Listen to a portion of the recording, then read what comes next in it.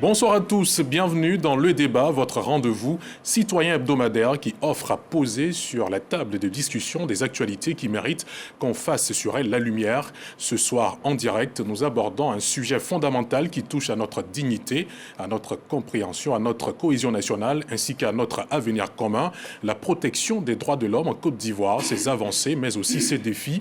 Depuis plusieurs années, notre pays s'est engagé dans un processus de consolidation démocratique, d'amélioration du cadre juridique, de promotion des égalités et du renforcement des institutions.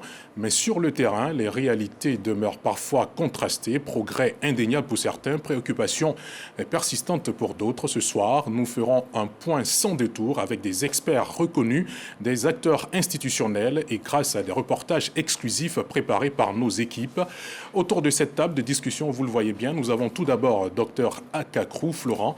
Vous êtes conseiller aux droits de l'homme au Conseil national des droits de l'homme. Bonsoir docteur. Bonsoir. Bienvenue sur ce plateau. Merci. On est très heureux de vous accueillir. Maître Abdoulaye Ben Meïté, vous êtes président du réseau des parlementaires pour la promotion et la protection des droits de l'homme. Bonsoir, merci d'avoir répondu à notre invitation. C'est moi, bonsoir.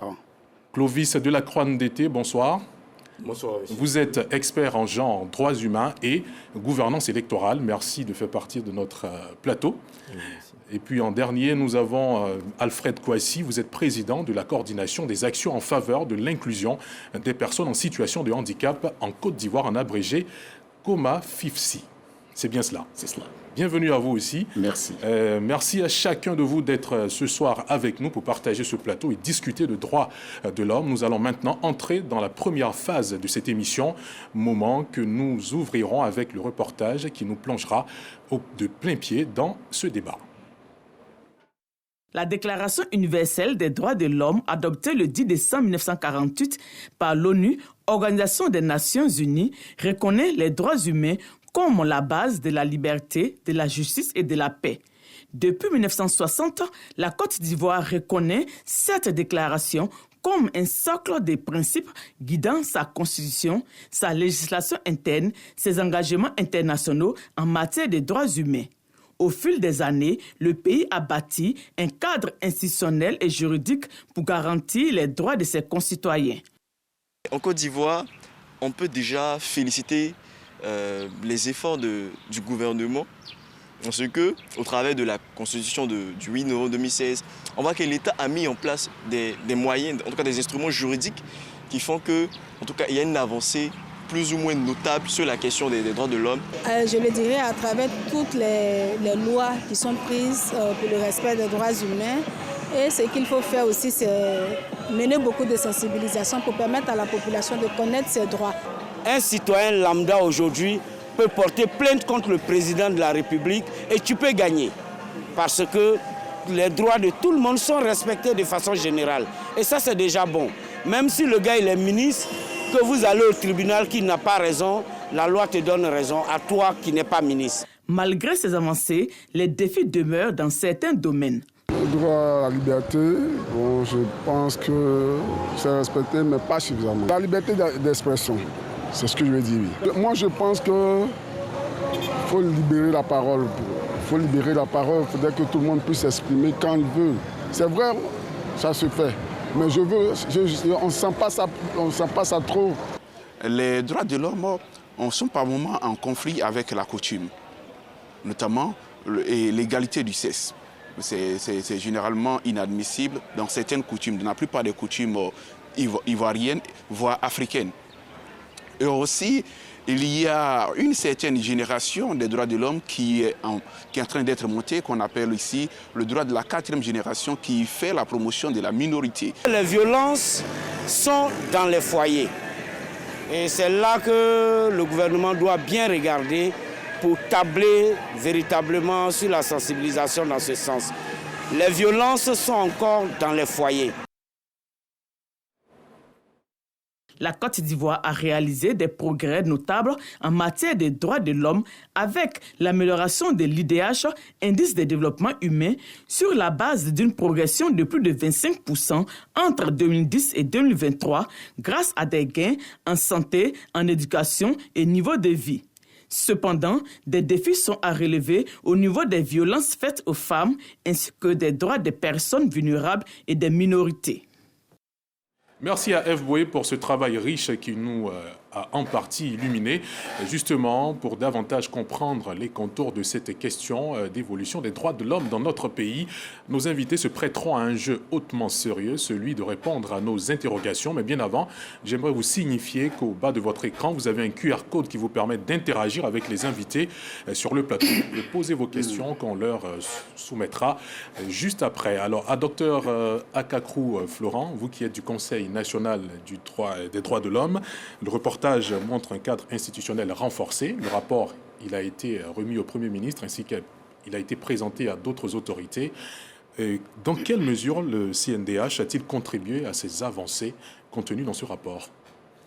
Bien, alors auparavant, je voudrais remercier l'opportunité que vous nous donnez de participer à ce débat à la veille justement de la commémoration de la Journée internationale des droits de l'homme qui aura lieu demain, et remercier par conséquent aussi la direction de cette opportunité. Alors, ce qu'il faut savoir, c'est que chaque année, le Conseil national des droits de l'homme publie son rapport. Et ce rapport, qui est destiné à 3 entités, la République, la Présidence, l'Assemblée nationale et le Sénat, contient non seulement l'état de la situation des droits de l'homme en Côte d'Ivoire, mais également les activités menées par le Conseil national des droits de l'homme. Et nous aurons l'occasion justement de débattre. Mais en ce qui concerne les avancées, comme vous me l'avez demandé, elles sont multiples. Nous serons obligés, bien entendu, de trouver un créneau, un domaine sur lequel nous aimerions montrer. Nous sommes en période électorale. Les élections législatives, c'est pour bientôt. Les élections législatives, c'est pour bientôt. Alors, qu'est-ce que nous pouvons constater dans ce domaine? Au niveau du CNDH, il y a une dynamique qui s'est mise en place depuis déjà une bonne année par le fait que nous avons mis en place l'Observatoire pour le respect des droits de l'homme en période électorale. Et c'est un processus qui est accrédité par la CEI, la Commission électorale indépendante, avec laquelle nous avons un partenariat. Et ce partenariat permet, avec la dynamique qui a été mise en place à tout instant, par un processus qui fait appel au TIC, d'être en contact direct avec tous les événements qui sont susceptibles de survenir pendant la période électorale et surtout le jour de l'élection. Ce qui fait que nous avons un système d'alerte précoce qui permet à l'instant T de savoir que dans telle région, dans telle ville de la Côte d'Ivoire, il y a un problème pour lequel la CEI doit répondre et trouver une solution afin d'apaiser les populations qui sont venues voter. Donc c'est pour vous dire que ça, c'est une avancée majeure qui fait appel aux TIC, aux technologies de l'information et de la communication. Donc c'est pour vous dire que le CNDH est au diapason en ce qui concerne l'évolution moderne sur le plan de la technologie et de la communication. D'accord. Maître Abdoulaye Maïté, je suis obligé de vous soumettre cette question. Docteur Akakrou vous a évoqué parmi les institutions auxquelles on présente ce rapport. Qu'est-ce que vous avez pensé de ce rapport 2024? Et puis, qu'est-ce que l'Assemblée et le Parlement a apporté comme grain de sel dans l'évolution de tout ce qui a été décrit dedans? En tout cas, je voudrais m'approprier ces remerciements qui ont été adressés à votre établissement. D'abord préciser que, en ma qualité de député, mais aussi de président du réseau des parlementaires pour la promotion et la protection de la défense des droits de l'homme, nous sommes également un partenaire du CNDH. Parce qu'à la faveur des principes de Belgrade, il a été donc décidé que les parlementaires se tiennent aux côtés des institutions nationales des droits de l'homme à l'effet de les accompagner dans cette délicate mission. Alors, relativement au rapport qui nous a été soumis la dernière fois, après donc sa soumission à M. le Président de la République, et nous ensuite le Sénat, Ce qu'il faut retenir, c'est qu'il faut comprendre d'abord l'esprit du rapport. De mon point de vue, et je pense que ce qui est évident, c'est que le Conseil national des droits de l'homme n'est pas Amnesty International. Donc ce n'est pas une institution de critique. C'est une institution d'appréciation, de constatation. Le Conseil national des droits de l'homme est un conseil du président de la République, donc de l'exécutif. À la faveur des dispositions légales qu'il institue, le Parlement, donc le peuple de Côte d'Ivoire, lui a donné pouvoir de donner au président de la République une vue panoramique du fonctionnement de notre État. Parce que la question des droits de l'homme est une question transversale. C'est une question qui touche tous les maillons de notre société et il y va de la dignité de l'homme. Mais vous avez pu noter des avancées majeures.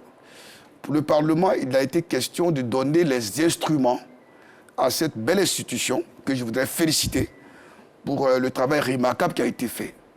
Ce qui est pour moi intéressant et important à retenir, c'est que ces critiques, quelque peu entre guillemets, il a été pour nous question de nous pénétrer de la réalité des avancées, et je pense que le rapport en parle, mais aussi des recommandations qui sont formulées au bénéfice de l'exécutif, ensemble avec le Parlement, qui vont essayer de travailler à ce que la dignité humaine, les droits de nos concitoyens dans notre chère République soient davantage consolidés. Donc voici pour l'essentiel ce que j'ai pu dire d'entrée de jeu. Clovis Delacroix-Ndété, quelle impression vous a donné les conclusions de ce rapport 2024 du Conseil national des droits de l'homme? Merci, M. Siloué. Nous voulons déjà apprécier et féliciter l'initiative et le travail abattu par le Conseil national des droits de l'homme. Je note, j'observe sur ce plateau que ce plateau n'est pas genré, malheureusement. C'est un concours de circonstances, on précise. Je veux, pour un débat sur la question des avancées des droits de l'homme en Côte d'Ivoire et des défis, il aurait fallu tout de même avoir une voix féminine pour pouvoir, je veux dire, attendre la voix des femmes. Donc, nous constatons cela. Mais revenons au rapport.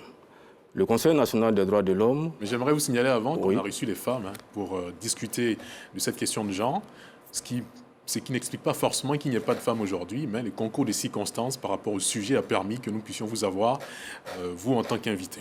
Oui, le débat auquel nous nous prêtons pose la question des droits, des avancées en termes de protection des droits humains et des défis. Vous conviendrez avec moi qu'il faut tout de même que nous ayons la voix des femmes sur ce plateau. Au-delà de l'émission qu'on a déjà réalisée, on se fera fort d'en inviter la prochaine fois. D'accord. Voilà. Allez-y, poursuivez.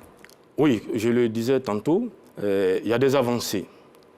Je vais analyser la question de ce rapport sous le prisme du genre. Nous avons observé depuis un bon moment que le Conseil national des droits de l'homme met en évidence des mécanismes de protection et de dénonciation également des violations flagrantes des droits des femmes. Au-delà des droits des femmes, il faut noter que les droits des femmes sont purement des droits humains. Le Conseil national des droits de l'homme, comme l'a dit Maître Abdoulaye Ben Meïté, n'a pas pour vocation de punir.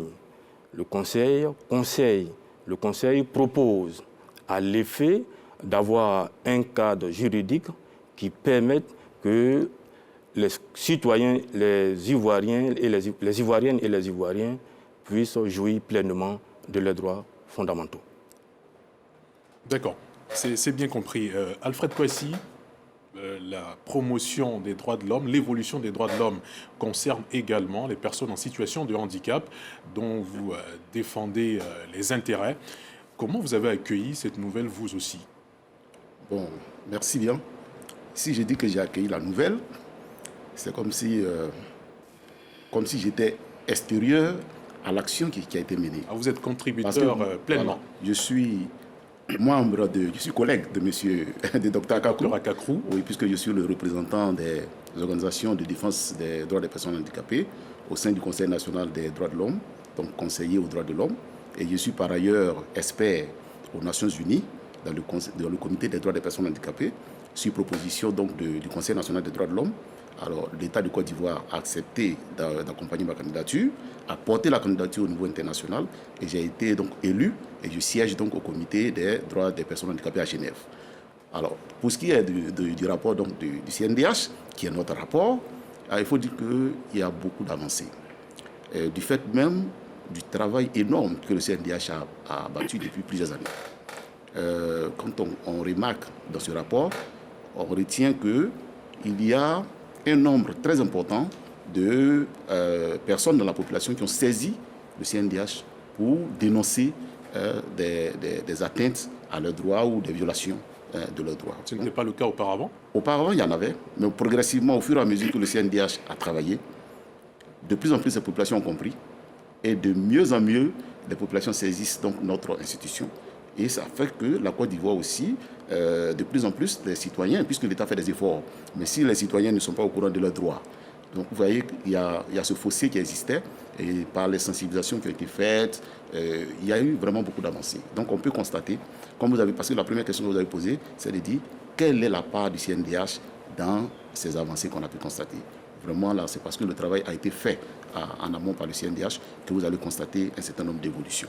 Et d'ailleurs, la RTI, qui accompagne le CNDH dans ses travaux, a publié plusieurs fois, a fait passer, je veux dire, on a un hotspot qu'on fait passer régulièrement pour dire aux populations, sensibiliser la population pour dire, si vous constatez quelque chose et que vous ne comprenez pas, au lieu de vous affronter dans les quartiers, saisissez plutôt cette institution et qui peut bien vous orienter et qui peut aussi, n'est-ce pas, vous aider à protéger vos droits. Donc c'est important. Et c'est de plus en plus vraiment quelque chose qu'on remarque. D'accord. Docteur Akakrou, Florent, oui. Est-ce qu'aujourd'hui on peut dire que les droits civils et politiques sont globalement mieux respectés puisqu'il y a 6 ans en Côte d'Ivoire? Oui, je pense que dans tous les domaines, il y a des avancées. Et bien entendu, nous aurons l'occasion de parler des défis.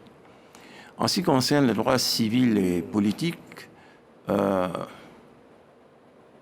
moi, j'aime bien prendre des exemples. Lesquels, dites-nous? Par exemple, prenons le cas des femmes, puisque mon voisin a surtout parlé de genre. Les femmes, on l'a constaté, étaient plus nombreuses lors des élections présidentielles. Alors donc, c'est pour vous dire qu'il y a une évolution dans ce domaine-là et elles se sentent beaucoup plus concernées par les joutes électorales. Et dans une certaine mesure, nous avons eu l'occasion d'être observateurs et nous avons constaté qu'elles incitaient même les indécises et les indécis, puisqu'il y avait des hommes qui venaient mais en spectateurs, à venir participer à l'élection. Donc c'est pour vous dire que les femmes, il va falloir compter de plus en plus sur elles pour aboutir à des résultats. Et les Nations Unies l'ont si bien compris que désormais, maintenant, dans une certaine mesure, ils ont demandé à ce que les femmes soient souvent associées aux actions qui sont menées par nos organisations et notamment par une organisation comme le Conseil national des droits de l'homme. Donc, c'est pour vous dire que ça, c'est une constatation qui a été faite ici. Notamment, moi, j'étais observateur dans la commune de Port-Bouët. J'ai constaté que les femmes étaient beaucoup plus nombreuses, on pourrait même dire 3/5 du corps électoral étaient constitués de femmes. Même celles qui, bien entendu, souvent, elles n'ont pas eu la chance de fréquenter, mais elles étaient motivées et elles voulaient montrer leur civisme par rapport aux attentes de l'État de Côte d'Ivoire. Justement, par rapport à la représentation des femmes dans ce qui concerne la joute électorale, est-ce que ces améliorations-là les concernent beaucoup plus, où il y a eu équilibre dans les évolutions côté droits de l'homme, que ce soit pour les personnes en situation de handicap, les enfants, les femmes, les hommes? Alors, il faut regretter malheureusement qu'il n'y ait pas suffisamment de femmes qui se jettent dans l'arène politique. C'est une recommandation d'ailleurs qui a été faite non seulement par les organisations internationales, mais également par nos autorités politiques, afin qu'un pourcentage assez important, je pense que c'est de l'ordre de 30%, des femmes soient représentées dans l'arène politique. Bon, je pense que c'est une évolution qui se fera positivement d'ici quelques années. Pour le moment, ce n'est pas le cas, mais on constate déjà qu'elles se sentent concernées par le phénomène des joutes électorales. Et progressivement, elles brigueront des postes de la même façon, et on arrivera à un certain équilibre, au-delà même des 30% qui sont souhaités par les organisations étatiques. D'accord. Alors, M. Clovis Ndete, on a parlé de genre, on a parlé de femmes. Vous êtes expert en genre et gouvernance également. Est-ce que dans ce rapport, vous avez connu une réelle évolution à ce niveau, au niveau des genres? On a même parlé des 30% de représentation dans ce qui concerne les élections. Est-ce qu'à ce niveau-là, vous avez constaté une certaine évolution? Oui, il faut dire au niveau des avancées, au niveau des droits politiques, depuis 2019, nous avons la loi numéro 2019-870 du 14 octobre 2019 favorisant la représentation des femmes dans les assemblées élues, laquelle loi requiert dans ses dispositions pertinentes un quota minimum de 30% de femmes pour les scrutins uninominaux ou des listes. Au-delà de cette loi, il y a également l'ordonnance numéro 2020-356 du 8 avril 2020 portant révision du code électoral, qui intègre certaines dispositions de la loi sur le quota, notamment les articles 78, les articles 117 et également 177. Il y a le décret qui accompagne la loi. Donc le décret numéro 2020-941 du 25 novembre 2020 portant modalité d'application de la loi sur le quota. Dans la manifestation, dans la mise en œuvre de cette loi, nous observons par moments une interprétation malicieuse de la loi. C'est-à-dire? Quand vous prenez l'article 3 de la loi sur le quota, donc la loi numéro 2019-870 du 14 octobre 2019, dit que le quota est exigé au niveau des circonscriptions, au niveau des scrutins uninominaux ou des listes. L'article 78. Quand vous dites scrutins uninominaux, qu'est-ce que cela veut dire? Oui, il y a des scrutins. On a au niveau de l'Assemblée nationale, par exemple, on a des circonscriptions de liste à un siège, on a des circonscriptions à 2 sièges et à plus de 2 sièges. L'article 78 du Code électoral intègre les dispositions de la loi sur le quota au niveau des circonscriptions électorales à plus de 2 sièges. Or, ces circonscriptions électorales à plus de 2 sièges sont au nombre de 7. Yopougon avec 6 députés, Abobo 6 députés, Boaké 4 députés, Korogo, Kong, Koumassi, Daloa 3 députés. Ce qui fait un pourcentage de 10,98% des 205 circonscriptions à pouvoir. Donc, si nous voulons appliquer le quota, ne serait-ce qu'en tenant compte de l'article 78, nous n'aurons pas le quota souhaité. Je suis heureux d'avoir sur le plateau l'honorable Ben Meïté, donc membre du RHDP, qui présente près de 35 femmes sur 255. Donc autour de 17%, 18% par là. Donc si le parti est majoritaire à l'Assemblée nationale, si nous prenons ce pourcentage, il va sans dire que nous n'aurons pas les 30%. Déjà, l'Assemblée, la mandature actuelle, sur 255 femmes, 55 députés, nous avons 34 femmes, soit 13,33%. L'application de la loi sur le quota au niveau du Sénat, parce que c'est une loi au niveau des assemblées élues. Il faut dire que le Sénat est une assemblée partiellement élue. Les 2 tiers, c'est-à-dire 66 sénateurs, sont élus, et le tiers, c'est-à-dire les 33, sont désignés par le président de la République, conformément à ses prérogatives constitutionnelles contenues dans l'article 87, alinéa 2. Que dit l'article 117 du Code électoral? Dites-nous. Pour les circonscriptions électorales à plus de 2 sièges, les 30% s'appliquent. Or, au niveau des élections sénatoriales, il n'y a pas de circonscription électorale à plus de 2 sièges. Les élections sénatoriales se basent sur les 31 régions et les 2 districts autonomes, Yamoussoukro et Abidjan. Vous conviendrez avec moi qu'il n'y a pas de circonscription électorale à plus de 2 sièges.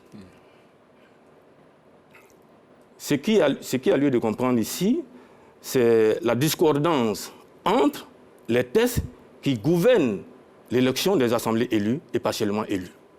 Alors, pour véritablement avoir le quota souhaité, il va falloir procéder à une réécriture ou à une modification de ces textes.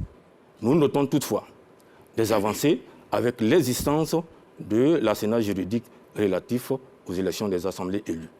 Nous avons certainement voulu la Lune, on a eu les étoiles, on peut toujours améliorer les choses. C'est déjà un bon progrès. Alors, Maître Abdel Meïté, vous êtes directement concerné par cette analyse qui semble dire que la loi telle qu'elle est conçue ne permet pas réellement d'atteindre le quota de 30% de femmes dans les assemblées élues. Qu'est-ce que vous répondez à cela?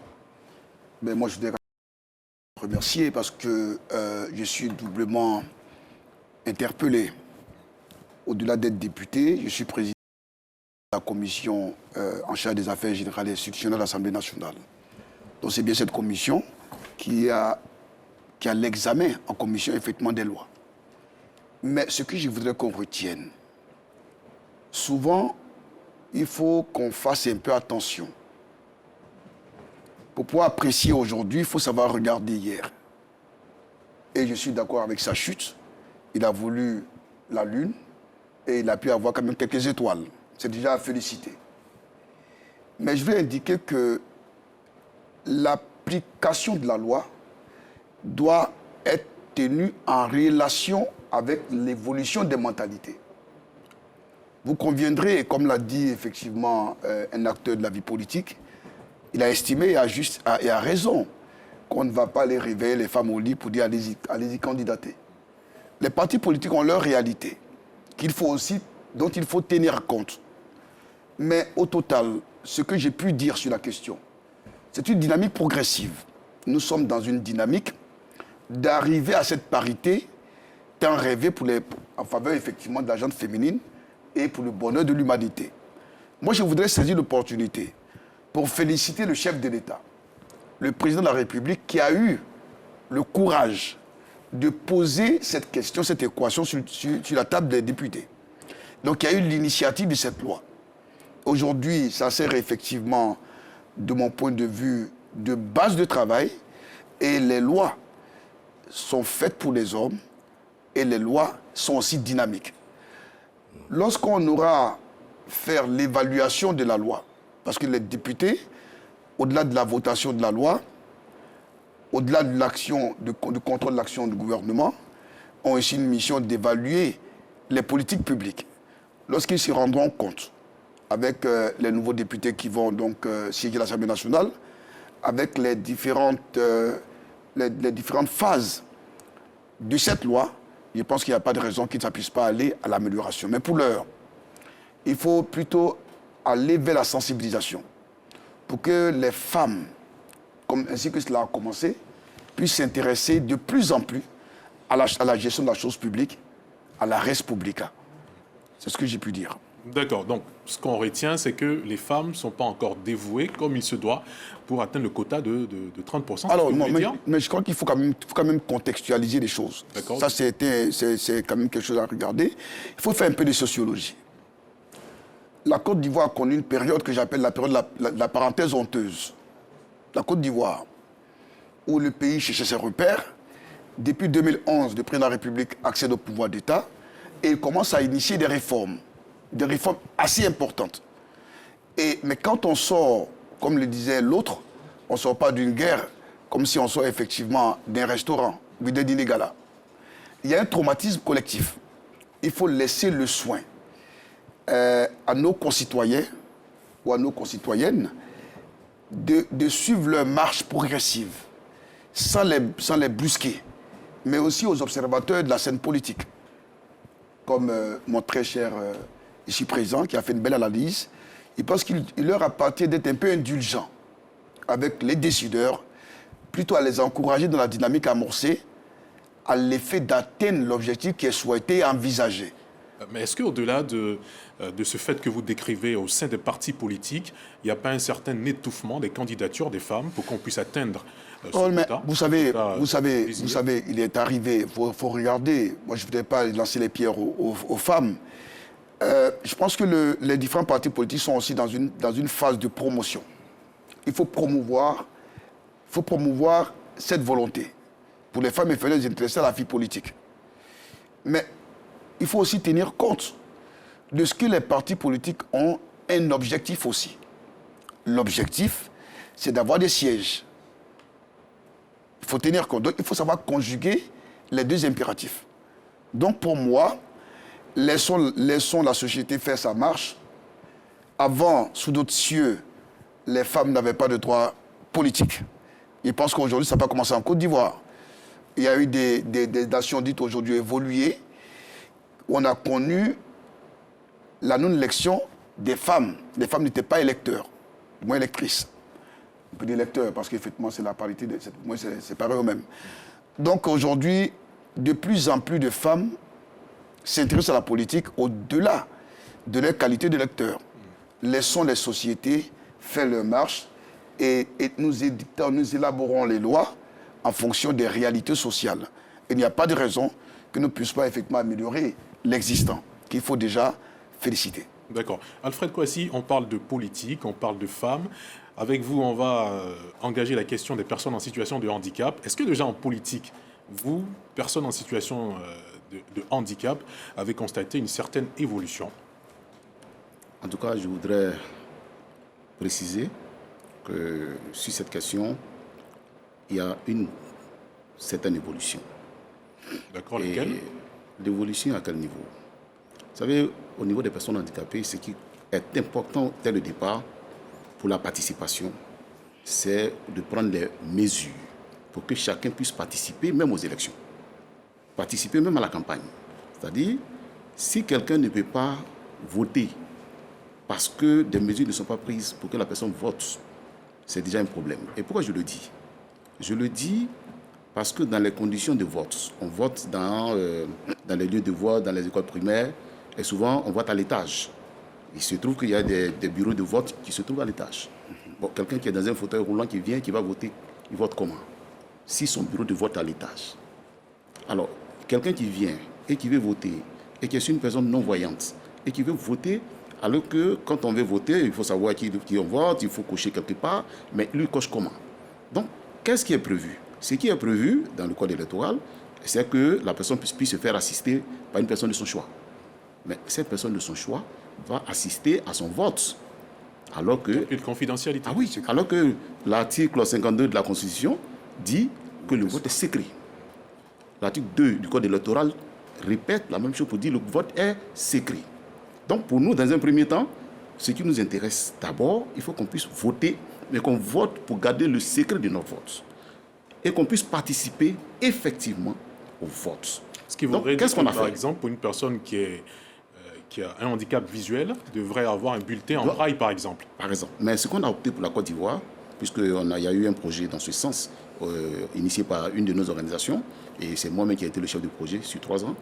Et dans le cadre de ce projet, on a opté pour autre chose. C'est-à-dire quoi? Il y a ce qu'on appelle les pochettes guides tactiles. On a vu l'expérience du Ghana.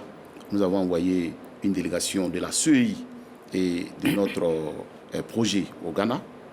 Ils sont allés voir l'expérience du Ghana et ils sont revenus avec des guides tactiles. Qu'est-ce que c'est? Ce sont des pochettes.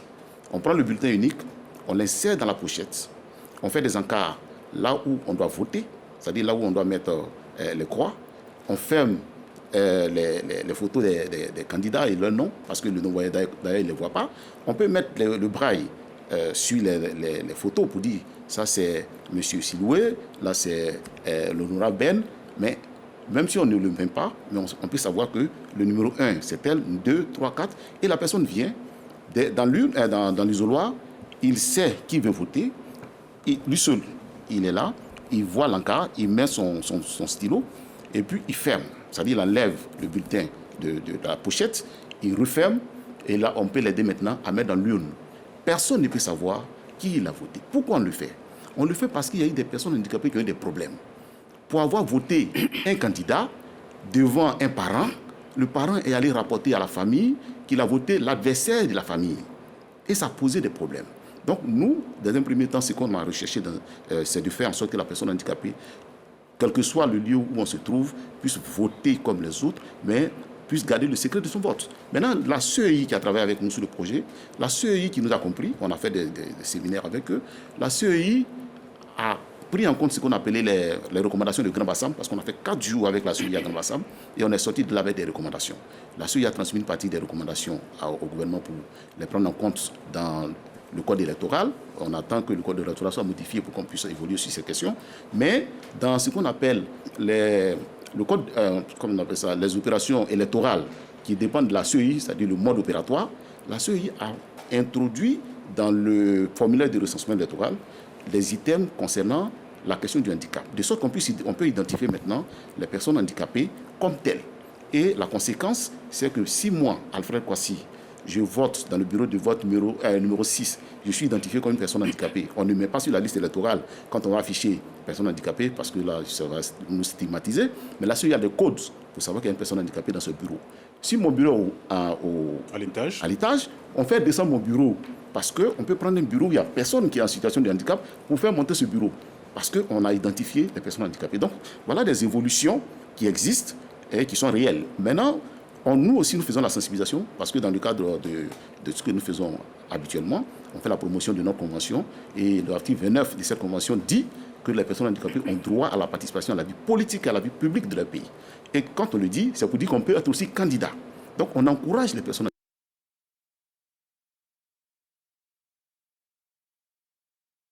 aux élections législatives. J'ai dit, c'est tant mieux.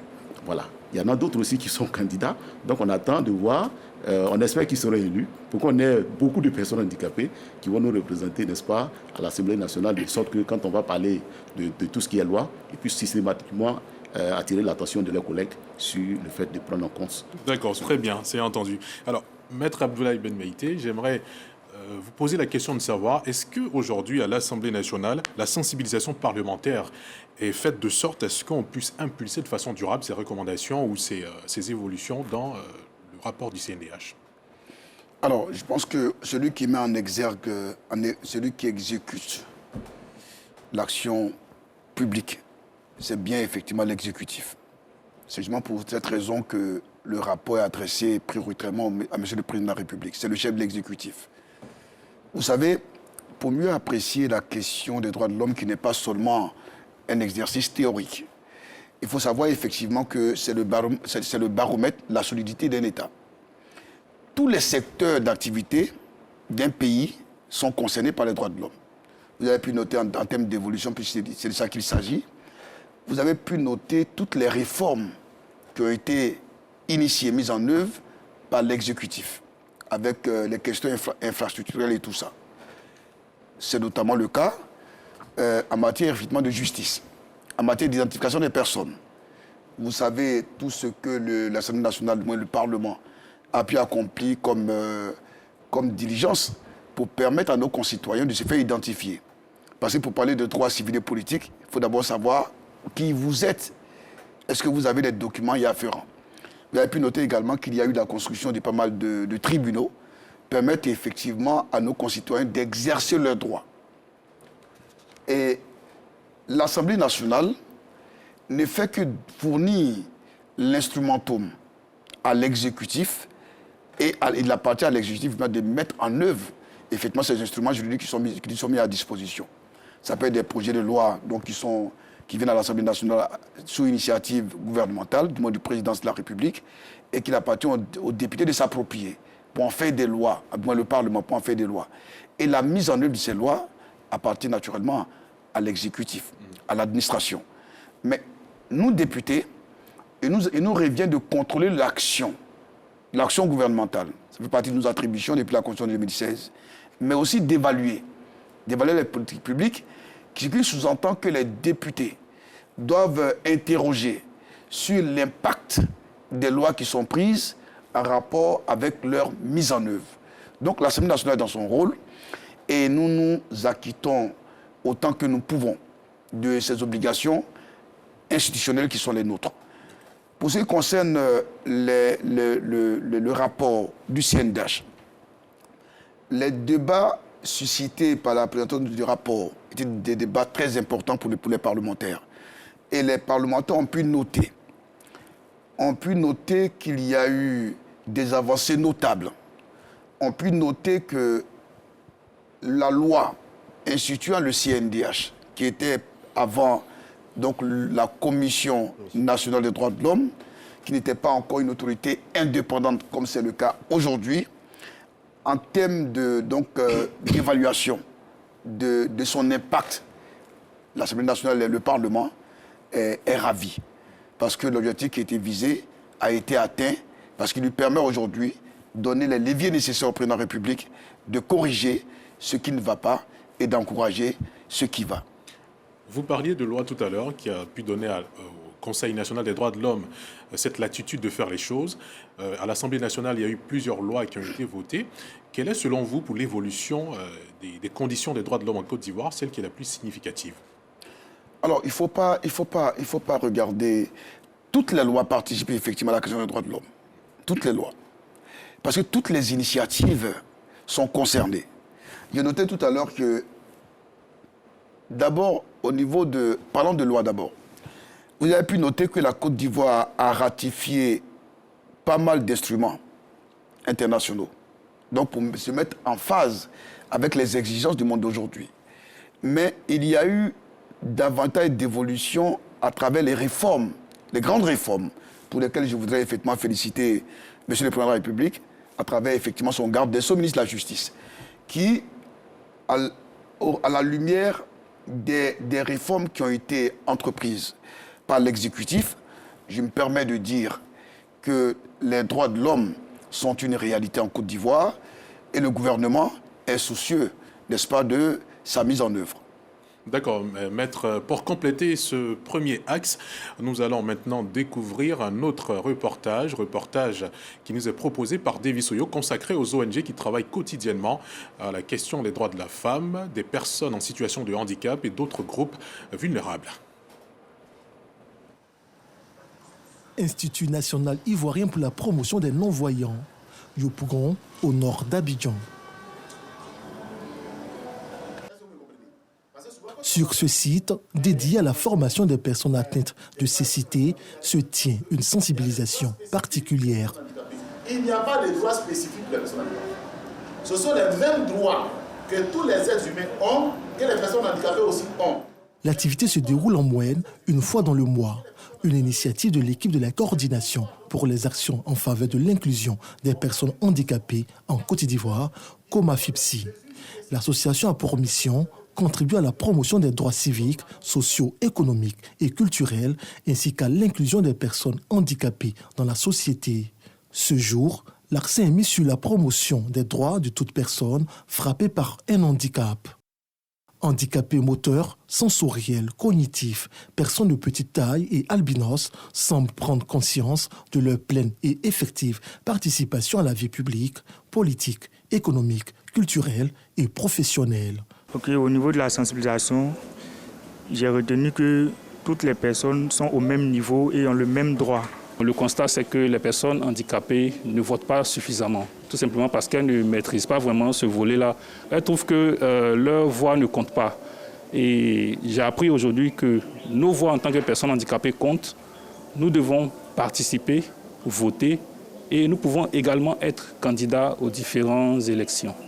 Il y a une dizaine d'années, nous, en tant que non-voyants travailleurs, on ne pouvait pas passer le concours professionnel. Quand on s'inscrivait, on allait dans nos centres de composition et on nous disait qu'il n'y a pas de mesures pour pouvoir nous accompagner.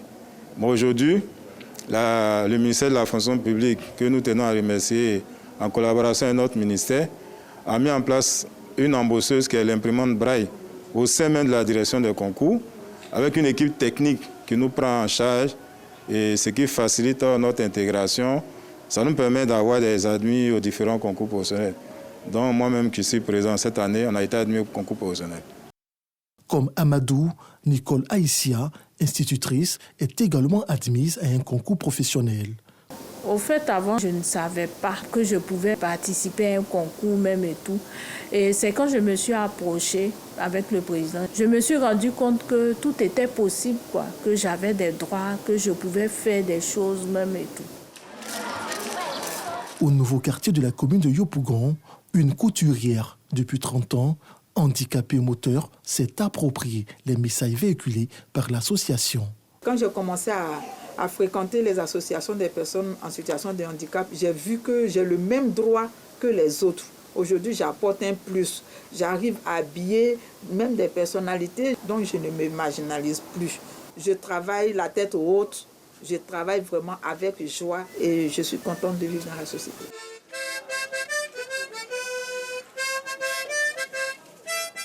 Commune d'Anyama, à 24 km de Yopougon, dans la cité du Kola, la lutte contre les violences basées sur le genre est en marche. On peut vous frapper.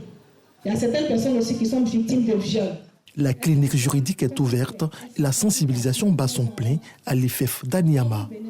L'association des femmes juristes sensibilise autour du thème « Tous unis contre les violences faites aux femmes et aux filles et contre le féminicide ».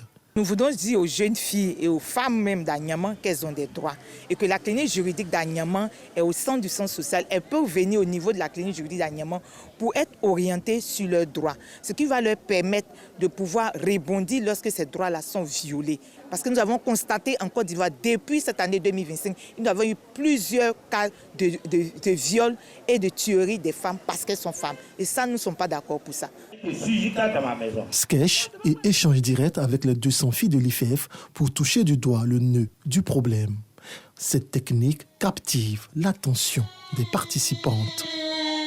J'ai retenu que nous, les femmes, on a des droits. Si quelqu'un nous menace, on peut aller vers l'association des femmes juristes, se plaindre là-bas à la police ou à la gendarmerie.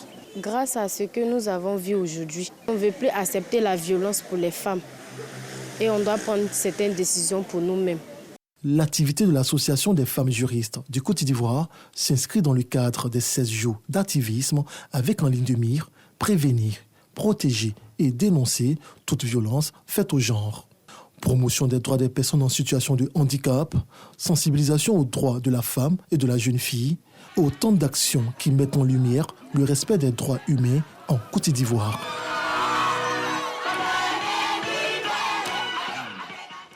Merci à Devi Soyo pour ce témoignage du terrain. On a pu voir en fin de reportage des femmes en allégresse parce qu'elles ont pu, au travers de certaines actions, connaître leurs droits et leurs devoirs certainement.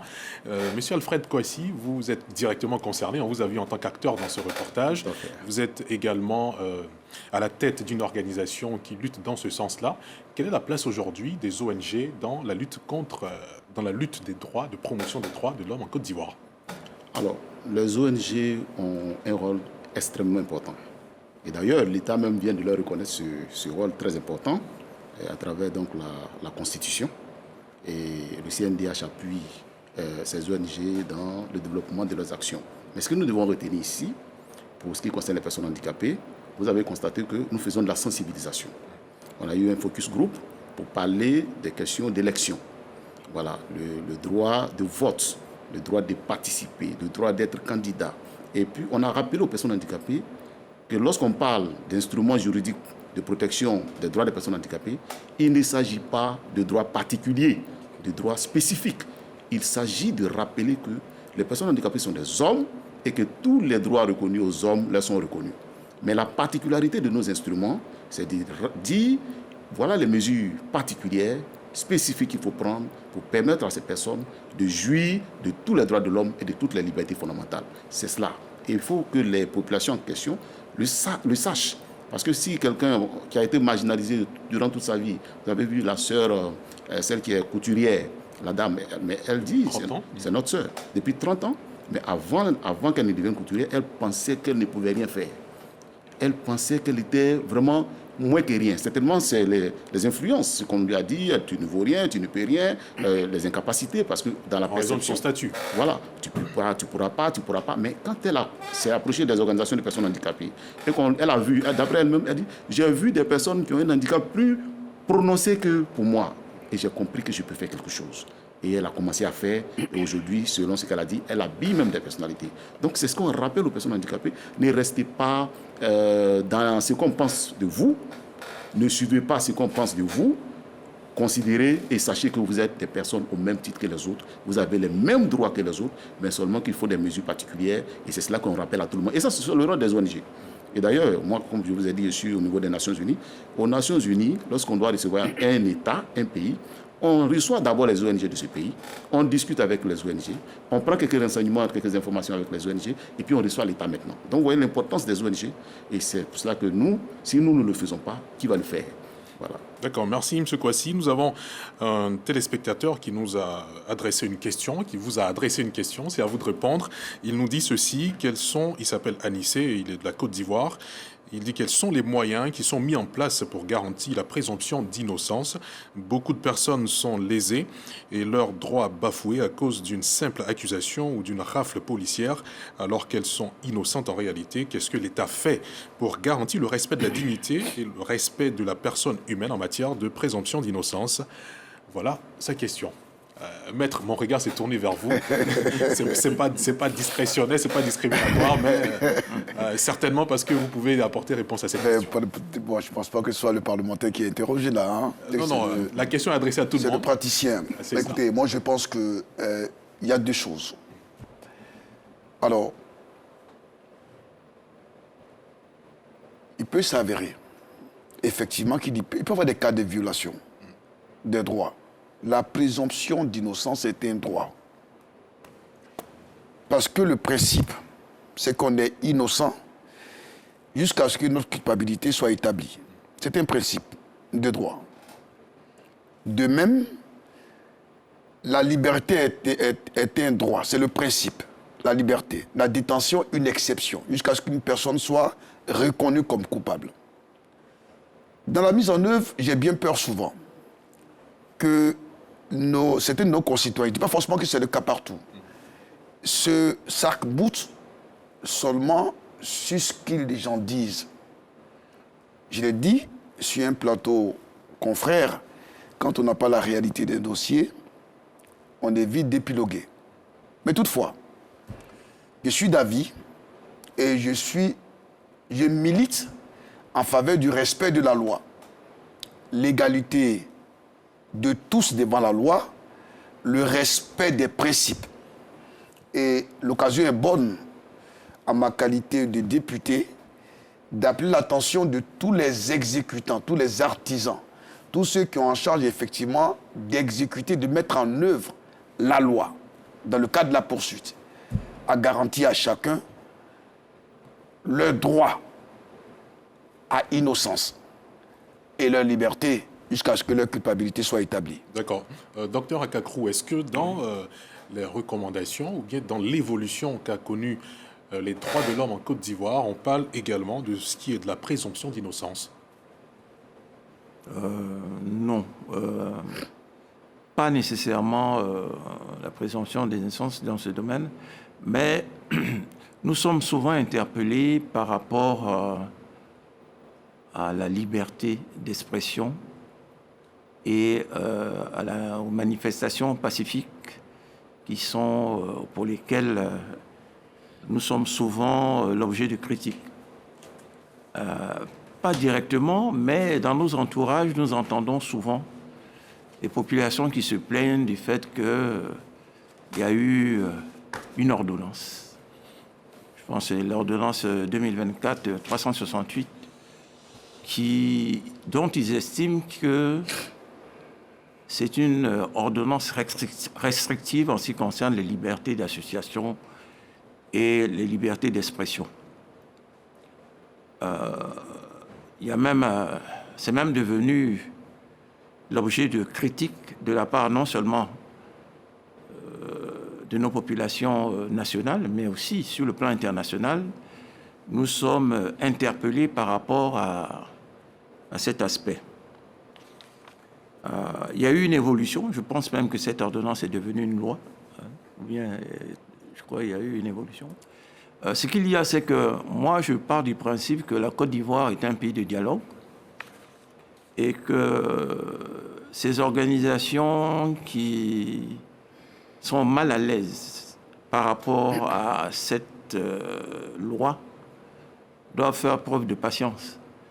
Parce que je pense que nos autorités gouvernementales sont bien conscientes qu'il y a un malaise qui a suscité cette loi et qui pourront trouver des solutions.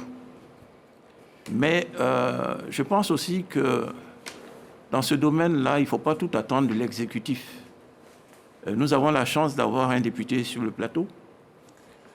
L'initiative peut venir de l'Assemblée nationale des parlementaires par rapport à cette loi qui pose des problèmes au niveau des organisations de la société civile. Donc voilà un peu ce que je voudrais dire concernant cet aspect. Et puis espérer qu'au cours de l'année qui viendra, avec la sagesse et l'apaisement, parce qu'après les joutes électorales, il y a l'apaisement, nous pourrons trouver des solutions afin que ces organisations de la société civile puissent être rassurées quant à l'expression de la démocratie en Côte d'Ivoire, parce qu'ils estiment que c'est un pilier fondamental de la démocratie en Côte d'Ivoire. Monsieur Ndété, est-ce que vous avez un avis sur la question, celle de Anissé, qui nous dit quels sont les moyens qui sont mis en place pour garantir la présomption d'innocence? D'accord. Avant d'aborder la question de M. Anissé, nous avons vu dans le reportage de votre confrère David Soyo la multitude des ONG, que ce soit des ONG de défense des droits humains, participent des avancées au niveau de la protection des droits humains en Côte d'Ivoire. Parce que pour qu'il y ait expression, existence de ces ONG, il faut bien un cadre légal. La Côte d'Ivoire a ratifié la plupart des instruments juridiques internationaux, régionaux, relatifs aux droits humains. Et l'article 1 de la loi fondamentale, l'État s'engage à protéger ces libertés-là. Et je pense que en cas de situation où un citoyen serait arrêté de manière abusive selon ces thèmes, il y a des mécanismes qui existent. Il peut se rapprocher de la justice. Quand on dit la justice, ce n'est pas seulement la justice punissable. Il peut se rapprocher d'un avocat. Et il y a des structures également qui peuvent l'accompagner. On a vu avec la clinique juridique, l'association des femmes juristes qui accompagne les femmes au niveau de la protection, de la promotion et de la défense des droits des femmes. Donc je pense que les mécanismes existent pour véritablement protéger tout citoyen qui serait dans une situation indélicate. D'accord, bien compris. Alors, nous allons aborder l'axe 2 qui concerne la protection des droits de l'homme, mais la partie des défis. Pour ouvrir cet axe, nous allons écouter la voix de l'une des personnalités impliquées dans ce domaine. Notre journaliste Siaka Kone a rencontré la présidente du CNDH qui vient sur les défis prioritaires. En 2025, il faut reconnaître que cette journée prend une résonance particulière car le monde continue, comme vous le savez, d'être confronté à des défis majeurs, notamment les conflits armés, les déplacements massifs de population, les progrès technologiques qui posent de nouvelles questions éthiques, les crises climatiques, les inégalités sociales persistantes. Et chaque année, cette journée sert aussi à faire le point sur les progrès accomplis et les défis qui demeurent.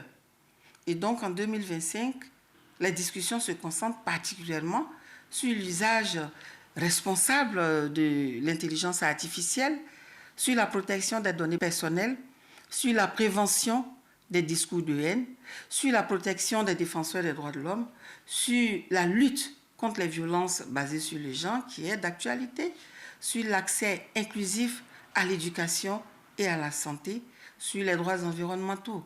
Et donc, c'est également un moment de sensibilisation et d'éducation. C'est une célébration de ceux qui œuvrent pour la justice. Merci à Siaka Kone, à la présidente du CNDH, pour cet éclairage institutionnel. Docteur Akakrou, cette partie vous concerne amplement, vous qui représentez le Conseil ici. La présidente a parlé de certaines avancées sur lesquelles il va falloir s'appesantir en termes de défis. Est-ce que vous pouvez nous en dire plus? Elle a parlé de l'utilisation responsable de l'intelligence artificielle et bien d'autres. Quels sont ces défis-là dans les détails contenus dans le rapport? Oui, je pense qu'en ce qui concerne l'intelligence artificielle, il y a des mesures à prendre sur le plan de garde-fou. Lesquelles? Parce qu'en fait, l'intelligence artificielle, il ne faut pas... C'est un accompagnement par rapport... c'est un accompagnement décisionnel. Il ne faut pas penser que l'intelligence artificielle va entraîner le chômage et surtout, il ne faut pas confondre la robotique avec l'intelligence artificielle. Moi, ce que je retiens surtout en ce qui concerne les droits de l'homme, c'est, je pense, qu'il y a la nécessité d'envisager de profondes réflexions. Pas nécessairement des réflexions qui nous viennent de l'extérieur, mais des réflexions entre nous, ici en Afrique, pas nécessairement nationales, ça peut être national, mais étendues à la région, afin de trouver des garde-fous qui conviennent à notre environnement africain. Et non pas des mesures qui nous viennent de l'extérieur et qui nous empêchent d'évoluer. C'est ce que je voudrais dire, parce que pour le moment, l'intelligence artificielle est pratiquement mise à, excusez-moi l'expression, à toutes les sauces. À mon avis, il y a une réflexion profonde qui doit être faite afin de proposer à nos sociétés africaines, et notamment notre région africaine, des solutions idoines en fonction de l'évolution moderne de nos sociétés. D'accord. Au-delà de l'intelligence artificielle, quels sont les autres défis que définit le rapport CNDH? Les autres défis, on pourrait parler de la corruption. Vous savez, le Conseil national des droits de l'homme touche à tout. On pourrait parler, par exemple, du combat qui est mené par l'autorité de la bonne gouvernance en ce qui concerne la corruption. Vous savez qu'actuellement, c'est la quinzaine des droits de l'homme. Nous avons une journée dédiée justement à la corruption.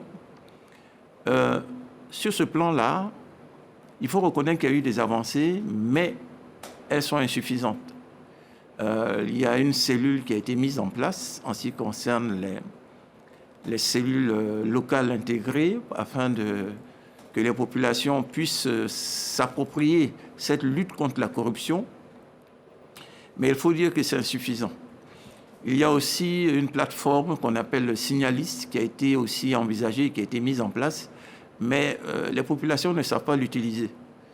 Donc il y a une sensibilisation importante qui doit être faite concernant les populations, vis-à-vis des populations pour faire en sorte que la corruption, même s'il y a eu des avancées, vous savez que la Côte d'Ivoire est passée à gagner 12 places. Nous sommes à la 87e place sur 180, alors qu'avant on était en dessous. Il y a eu des avancées. Mais c'est insuffisant par rapport à l'effort que le gouvernement doit faire, à l'effort que la population aussi, surtout, doit faire. Et je pense que ça va même au-delà des conférences que l'on fait lors des quinzaines. Il doit y avoir aussi un effet répressif, c'est indéniable, qui doit permettre à la population de sentir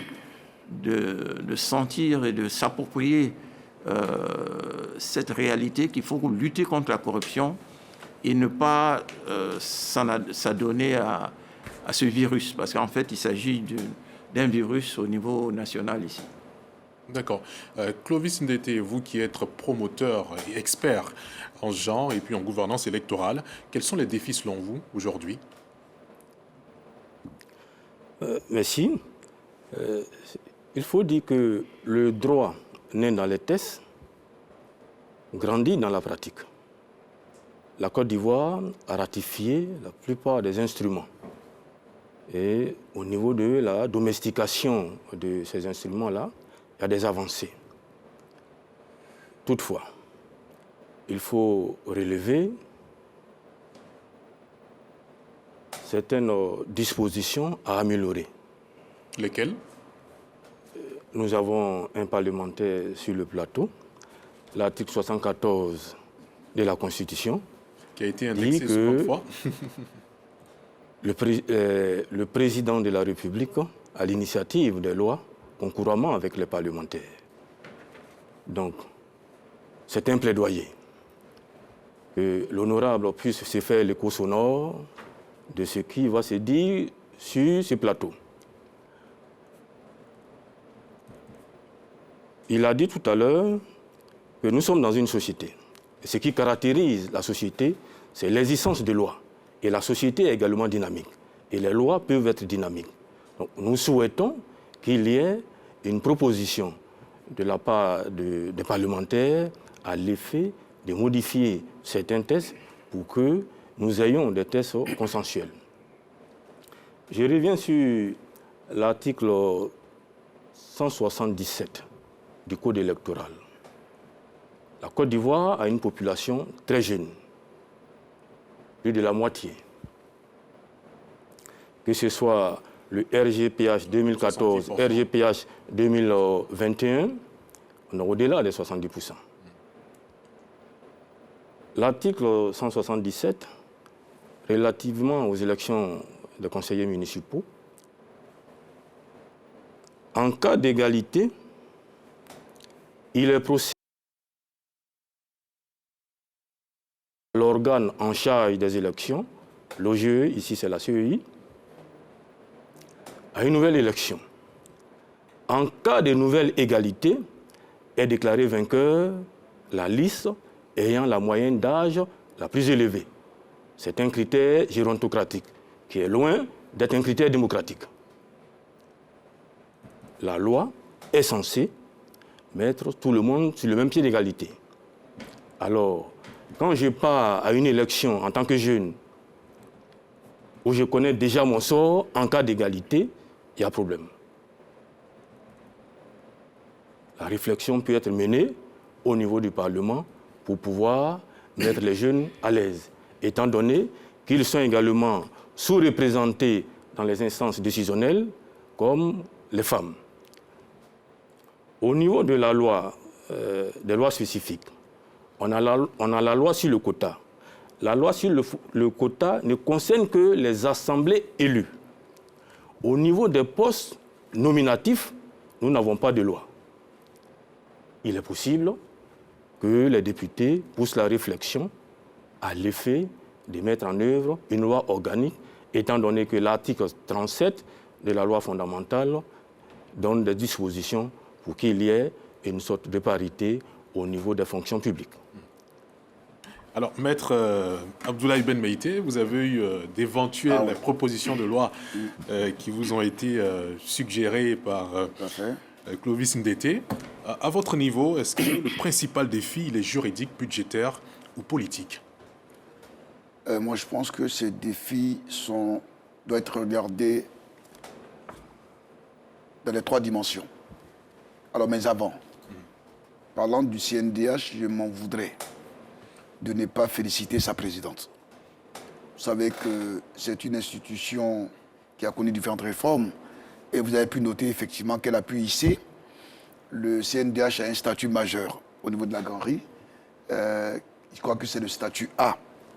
Mais aussi, je viens de noter effectivement qu'elle a été admise récemment à la Commission permanente indépendante des droits de l'homme de l'OCI, ensemble avec les évolutions, les désignations de ses principaux collaborateurs, donc mon cher Alfred.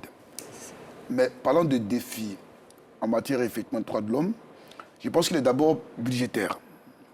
Vous savez, il y a une charte britannique, une ancienne charte britannique de 1215, qui nous rappelait que tout pouvoir politique qui n'est pas assis sur un pouvoir économique est un pouvoir politique décadent. Donc, quelle que soit la volonté gouvernementale, il faut tenir compte effectivement des impératifs socio-économiques, de telle sorte que encourager l'exécutif à poursuivre son œuvre.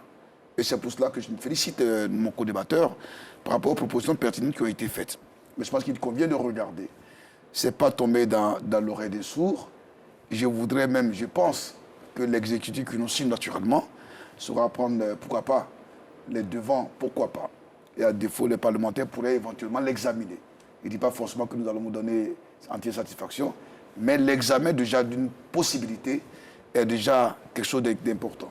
C'est déjà un grand pas. Au niveau politique, je voudrais ressortir une volonté affichée du chef de l'État et de son gouvernement de faire évoluer notre société vers le respect, un meilleur encadrement des droits de nos citoyens, une meilleure prise en charge des attentes de nos citoyens en matière de droits de l'homme.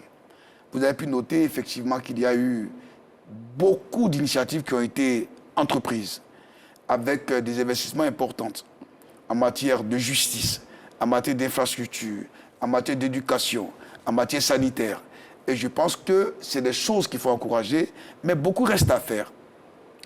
Mais pour que les citoyens puissent exiger de l'exécutif le respect de leurs droits, il faut qu'eux-mêmes soient conscients de leurs propres obligations. Parce qu'ils ont une obligation de discipline. Ils ont une obligation de respect de la chose publique. Ils ont une obligation de respect de la vie de l'autre. C'est une garantie fondamentale, constitutionnelle. Et ce défi, c'est que chacun doit savoir où sa liberté s'arrête. Le respect de la liberté de l'autre, c'est faire preuve de respect des droits de l'homme. Parce qu'il n'y a pas de droits de l'homme si les citoyens pour qui les gouvernants mettent en œuvre une politique publique pour leur assurer un meilleur cadre de vie, si ces mêmes citoyens faussoient la liberté publique, et par-delà la liberté des autres, je pense qu'on ne peut pas parvenir à une véritable république. Donc les défis, c'est de faire davantage de promotions, de sensibilisation sur la nécessité du respect de l'État, de la chose publique, donc de la res publica. Et ensuite, encourager l'État dans cette initiative, mais aller pour la construction comme le dit effectivement notre hymne à la nation, de la patrie, de la vraie fraternité. Parce qu'aucune avancée, aucune évolution, aucun investissement ne peut être mis en œuvre sans union, mais sans paix. Et je voudrais encore une fois féliciter le chef de l'État, son Excellence Alassane Ouattara, pour le cadre de quiétude qu'il nous offre. Et j'ai bon espoir que ce mandat qu'il amorce avec sa prestation de serment déjà hier puisse servir effectivement un leitmotiv pour nous les jeunes et un repère pour nos concitoyens ivoiriens pour la construction d'une grande nation, d'un grand État. Alfred Kouassi, on parle de défis dans cette partie de l'émission. Selon vous, quels sont les obstacles majeurs dans l'exécution de ces challenges? Oui, moi je vais mettre l'accent sur l'exécution, je veux dire la mise en œuvre des droits des personnes handicapées, parce que la Côte d'Ivoire, on va dire, est un très bon élève en matière de ratification, en matière de signature, des instruments juridiques internationaux, régionaux concernant les droits des personnes handicapées. Même au niveau national, en 1998, la Côte d'Ivoire a mis en place une loi dite d'orientation en faveur des personnes handicapées, qui parle spécifiquement de tout ce qui est droit des personnes handicapées et en fait une obligation nationale. De 1998 à 2021, cette loi n'avait pas connu de mise en œuvre, parce que les dispositions de la loi avaient été assujetties dans leur mise en œuvre à la prise de différents décrets. Et les décrets n'avaient pas été pris. Donc il n'y a eu que 2 décrets qui ont été pris en 2021, qui pour mettre en place des commissions techniques d'orientation professionnelle. Mais on a eu ensuite la ratification de la Convention des Nations Unies, qui est l'instrument le plus important au niveau mondial. En 2014, la Côte d'Ivoire a ratifié cette convention. Mais le défi, c'est lequel? C'est la mise en œuvre. Pourquoi il n'y a pas suffisamment de mise en œuvre lorsque des instruments existent et que leur mise en œuvre peut permettre, n'est-ce pas, à la population, des personnes handicapées, de vivre mieux? Parce que l'objectif dans tous ces instruments, c'est la participation effective de ces personnes à la vie de la société. Ici, ce qu'on peut constater, c'est qu'il y a un problème de compréhension du handicap. Le grand défi, c'est la compréhension du handicap. Que ce soit les dirigeants, je veux dire les responsables même à plusieurs niveaux, ne comprennent pas toujours le handicap. Et ensuite, parce que quand je le dis, je vais vous expliquer pourquoi je dis qu'il y a un problème de compréhension du handicap. Vous savez, une personne handicapée, nous sommes des personnes handicapées, nous pouvons être dans des fauteuils roulants. Je prends l'exemple de ceux qui sont dans les fauteuils roulants. Mais on n'a pas les mêmes réalités. Quelqu'un peut quitter son fauteuil lui seul, peut-être pour se mettre sur son lit. Un autre aura besoin qu'on le soulève de son fauteuil pour le mettre sur le lit. Mais si vous pensez que, parce que vous avez vu ces personnes en fauteuil roulant, donc vous venez, vous prenez une décision, vous ne les consultez pas, et puis vous dites, on va leur appliquer cela, mais vous n'allez pas réussir. Parce que ce n'est pas parce qu'ils sont dans des fauteuils roulants et tous qu'ils ont les mêmes réalités. Vous voyez? Donc la question du handicap nécessite qu'on puisse les prendre en compte dans tout ce qu'on est en train de faire en les consultant. Et cela est exigé par la Convention des Nations Unies relative aux droits des personnes handicapées qui dit qu'il faut une consultation étroite et une participation active des personnes handicapées dans tout ce qu'on fait. Mais quand on ne le fait pas... N'est-ce pas déjà le cas avec votre intégration dans le Conseil national des droits de l'homme? Ça, c'est une bonne intégration. Vous voyez, aujourd'hui, quand on parle du Conseil national des droits de l'homme, on ne peut pas parler du Conseil national des droits de l'homme sans parler de la question du handicap. Parce qu'il y a une place pour les personnes handicapées au sein de ce Conseil. Et vous savez comment c'est arrivé? Parce que j'ai participé à l'atelier qui mettait en place les nouvelles lois. C'est-à-dire qu'au moment où on devrait, nous, ONG, nous associer à un atelier pour mettre en place le test de la CNDACI, Commission nationale des droits de l'homme de Côte d'Ivoire, heureusement, j'avais été invité à cet atelier. Et les autres ONG nous disaient, non mais ces droits de l'homme, ça vous concerne. L'avant-projet de loi. Voilà, l'avant-projet de loi. Donc, ça vous concerne. Si on a mis droits de l'homme tout court, ça suffit. Parce que vous êtes concerné. On dit non. Il faut qu'il y ait une place pour les personnes handicapées. Et nous sommes restés sur ça jusqu'à ce qu'il y ait cette place pour les personnes handicapées. Et heureusement, c'est moi encore qui ai été élu. Donc on ne peut pas parler Il faut féliciter le Parlement. Voilà. Donc on félicite le Parlement qui est fait. Qui nous a écoutés. Voilà, qui nous a écoutés. Mais si c'est le Conseil national qui le fait, mais il y a d'autres institutions. Quand par exemple le chef de l'État nomme d'autres sénateurs qui n'ont pas été élus, mais il peut aussi nommer une personne handicapée. Ouais. Quand on met en place le gouvernement, moi en tout cas j'espère que dans la Côte d'Ivoire, la grande Côte d'Ivoire que nous sommes en train de mettre en place, que le président veut mettre en place, il ne va pas avoir un gouvernement sans un département ministériel pour les personnes handicapées. Parce que l'État fait des efforts. Vous savez, on n'a pas eu le temps de parler de tout ça, mais il y a des efforts. On sent dans les ministères beaucoup d'efforts. Mais on ne voit pas ça sur le terrain véritablement. Pourquoi? Parce qu'il n'y a pas un cadre institutionnel fort pour coordonner tout ça. Donc il faut qu'il y ait ce cadre-là. Donc, pour comprendre la personne handicapée, comprendre au niveau gouvernemental, au niveau politique, il y a plus de décideurs, il y a plus de situations de handicap. Et qui viennent et qui sont là. Au CNDH, on ne peut pas dire qu'on ne comprend pas la question du handicap, parce que je suis toujours là pour rappeler cela. Et c'est comme ça que ça peut avancer. Mais quand on ne comprend pas, moi, je vous donne un exemple. Il y a eu le comité des droits des personnes handicapées des Nations Unies qui avait reçu un État, un Djibouti, puisqu'on peut le citer. Et puis, on a fait des recommandations à cet État. Dans la mise en œuvre des dispositions, des recommandations qu'on appelle observation finale, il y a des institutions qui ne comprenaient pas toujours qu'elles devaient participer à la mise en œuvre. Mais ils ont appelé un expert des Nations Unies. Et c'est moi qui ai été désigné pour aller à Djibouti, pour aller expliquer aux institutions de Djibouti que c'est nécessaire que l'ensemble des institutions participent. Mais s'il n'y a pas... c'est parce qu'il y avait un cadre là-bas. C'est-à-dire le cadre qui c'était quoi? Conseil national du handicap, qui est rattaché à la présidence de la République. Et c'est cette institution qui m'a invité pour aller expliquer. Et à partir de là, la mise en œuvre s'est facilitée. Donc, on ne peut pas développer le pays sans nous associer. Mais il y a un problème de compréhension. Donc, on se dit, bon, on a fait ceci, donc ça suffit. Non, ça ne suffit pas. Il faut qu'on soit partout, on soit à tous les niveaux, pour que nous aussi, on puisse, à tous les niveaux, proposer ce qu'il faut pour le bien-être des personnes handicapées dans notre pays. D'accord. Question d'un téléspectateur, un internaute, qui vous concerne directement.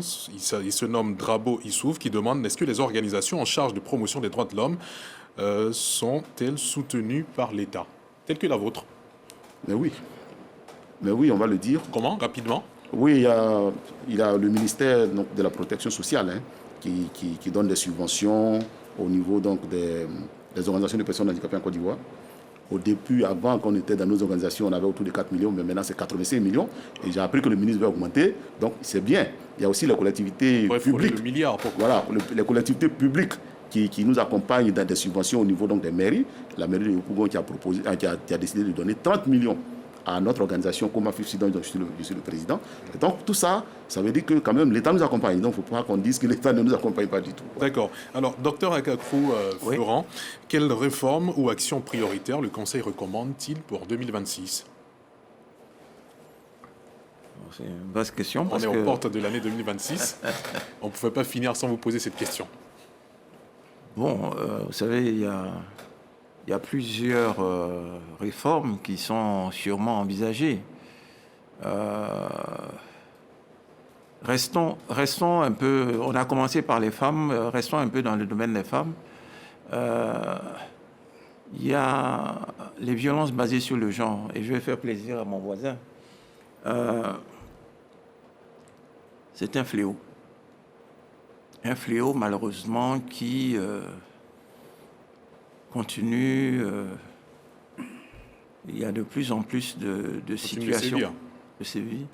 Et je pense qu'il y a une sensibilisation qui doit être faite, mais au-delà même, il y a déjà le ministère de la Femme, de la Famille et de l'Enfant qui a mis en place sur tout le territoire national des plateformes VBG, avec bien entendu la participation d'assistants communaux, assistants sociaux, la police, la gendarmerie. Je pense que, et bien entendu, le Parlement qui a prévu aussi des sanctions pénales. Parce qu'en fait, le problème concernant les VBG qui concerne tout le grand groupe des mariages forcés, des viols, des agressions sexuelles... MGF. Hein? Le MGF. MGF, tout ça. Souvent... Mutilation génitale féminine. MGF. Les mutilations, le mariage forcé. Malheureusement, souvent, tout s'éteint avec le règlement amiable.